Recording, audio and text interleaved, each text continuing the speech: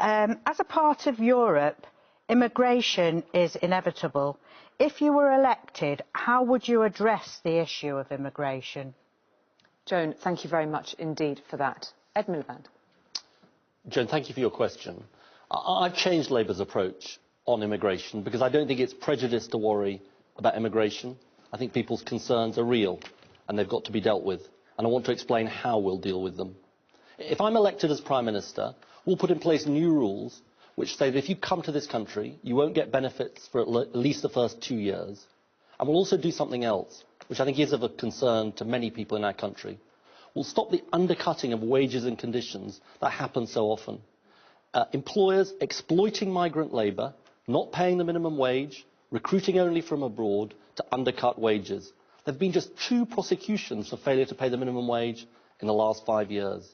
We've got to deal with it, and if I'm Prime Minister, I will. There's one other thing I'll say to you, though. If you want a party that will cut Britain off from the rest of the world, that's not me. I believe we've got to play our role in the world.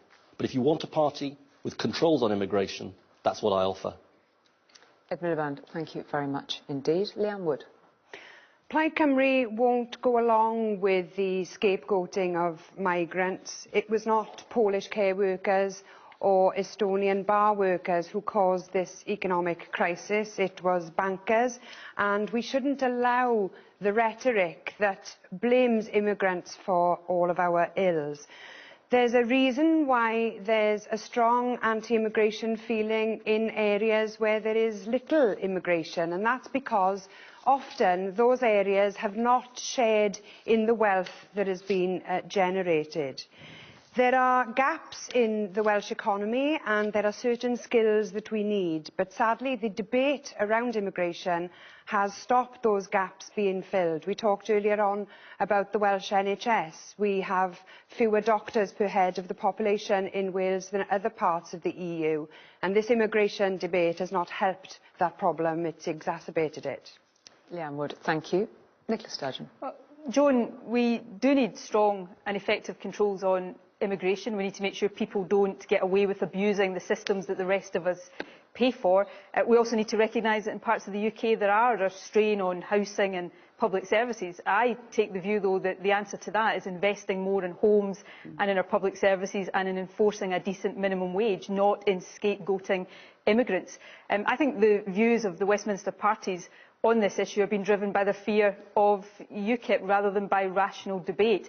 And I think we need to have a balanced debate. So here's some facts that we need to bear in mind. EU immigrants are net contributors to UK public finances. The majority of migrants work. A majority of those who don't work are students. And let's also not forget that hundreds of thousands of British citizens go to live in other countries. How would we feel if they were spoken about or treated in the way that migrants often are here? So let's have a debate, let's not duck the issues, but let's make sure it's a decent and a civilised debate, not one that's driven by the intolerance of Nigel Farage. Nicola Sturgeon, thank you. David Cameron. Well, thank you, Joan, for your question. What we need in our country is to recognise that people who come here and work hard and contribute to our companies and to our communities, they help make this a great country. But we do need immigration that's controlled and fair. And in recent decades, it has been too high, and I want to see it come down. Now, we have reduced immigration from outside the EU, not least by putting in place a cap on people coming to work here. But inside the EU, not least because we've created more jobs than the rest of the European Union put together, immigration has been very high. So we need to bring that under control, and here are the proposals that I will put in place as Prime Minister. First, if you're coming from the European Union, you won't get unemployment benefit. Second, if you've been here for 6 months and don't have a job, you'll have to go home. Third, if you've come here and worked, you'll have to work for 4 years paying into the system before you get out of the system. And finally, if you leave your family at home, you won't be able to send child benefit as you can now back to your family at home. Those are fair changes that I can deliver. David Cameron, thank you. Nigel Farage. Well, Joan, I told you at the start they were all the same, that they all agreed, and they do. They all agree they should be part of the European Union. So the answer to your question is, as members of the EU, what can we do to control immigration? Let me tell you, nothing. Nothing.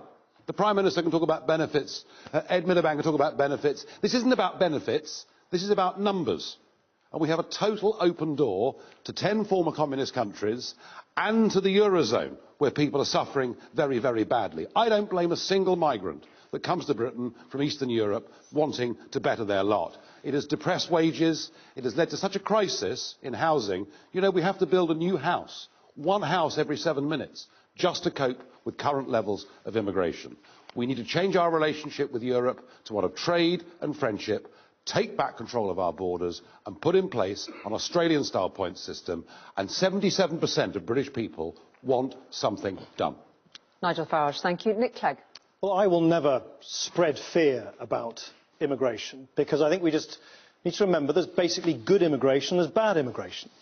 And Joan, in a bad immigration, of course that needs to be stopped. That's why I've introduced new checks at the borders to bear down on illegal immigration, why I've increased the penalties against unscrupulous employers who employ people and exploit them from elsewhere, why if people now want to seek benefits they have to learn English. But there is also good immigration. We should remain a decent, generous-hearted, open-minded nation who welcomes people who want to come here, play by the rules, pay their taxes, create jobs, help in the NHS. If we turned everybody away, the NHS would collapse overnight. So I guess my approach to immigration could be summarised simply as this, that I want Britain to be open for business, but not open to abuse. Nick Clegg, thank you. Natalie Bennett. Well, first of all, in terms of European immigration, we celebrate the free movement of people in the EU. And as Nicola alluded to, many Britons have been able to take advantage of that to do what they want with their life. That's a real plus. But if we think about non-EU immigration, what we need is a controlled but fair and humane system. And that's not what we've got now. Just take one example, the fact that a quarter of appeals against asylum refusal, people who've often been victims of torture in their own country. These people, we've come here, we've left them for years, and then eventually say, yes, you are a refugee after all.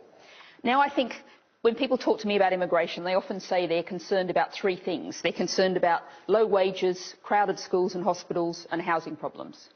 All of those are important, critical issues we need to deal with, but they're not caused by immigration, they're caused by failures of government policy.